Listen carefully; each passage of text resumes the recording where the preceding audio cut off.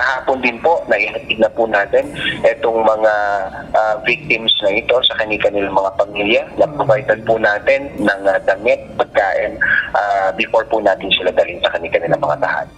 Matapos ang mahigit 10 araw na pananatili sa karagatan, nakauwi na sa wakas sa kanilang mga pamilya ang 5 mangingisda na sinagip ng Vietnamese International Vessel na MV Dong An sa karagatang sakop ng Spratly Island sa bahagi ng West Philippine Sea. Ayon sa Philippine Coast Guard, sasailalim sa stress debriefing ngayong araw ang 5 mangingisda dahil sa posibleng trauma na kanilang naranasan dahil sa insidente. We cannot rule out the intentional ito, the mere fact that we are now coordinating with this victim. Actually po ngayon, meron pong debriefing po sa kanila ang ating medical team to assess their psychological status. But wala pong na-mention sa atin na sinadya po yung pagpanggap.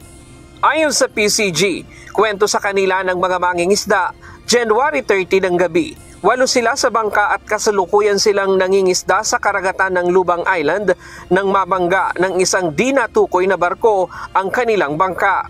Mabuti na lamang hindi tuluyang lumubog ang kanilang bangka pagkatapos ng aksidente. Pero 5 na lamang ang kanilang nasagip. Ang 3 sa mga mangingisda ay kasalukuyang nawawala.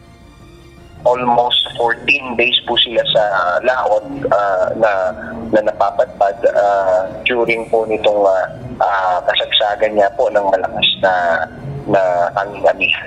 Hindi po, at ito po yung naging floating material po nila during po nung kanilang survival days after po nitong insidente. Para lamang makasurvive, isda at lumot ang kinakain ng mga mangingisda. Mabuti na lamang mayroon silang pangawil na naisalba. Sila po ay namamalakaya, nangingisda that time. And hindi nagulat din po sila nang biglaan na pong sumulpot yung barko. And ito nga po yung initial assessment natin. Ang lubang area po kasi is some quite open area na po yan. So during those time, yung po mga malalaking barko, nag-autopilot na po ito.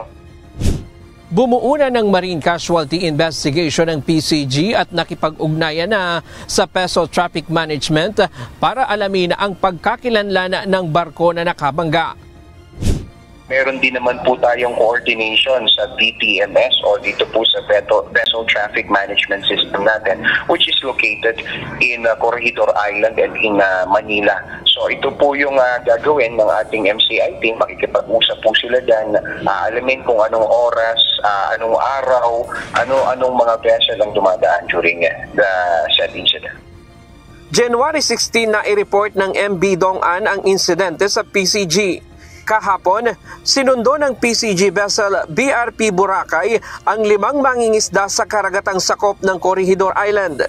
Samantala, patuloy na nagsasagawa ng search and rescue operation ang Philippine Coast Guard sa 3 pang kasamahan ng mga mangingisda na nawawala. Hindi ito ang unang pagkakataon na may nabangga at nawalang mangingisda na dumadaan sa sea lane sa exclusive economic zone ng bansa. Kaya may panawagan ang National Maritime Council sa ating mga kababayang mangingisda para maiwasan ang mga ganitong aksidente sa karagatan.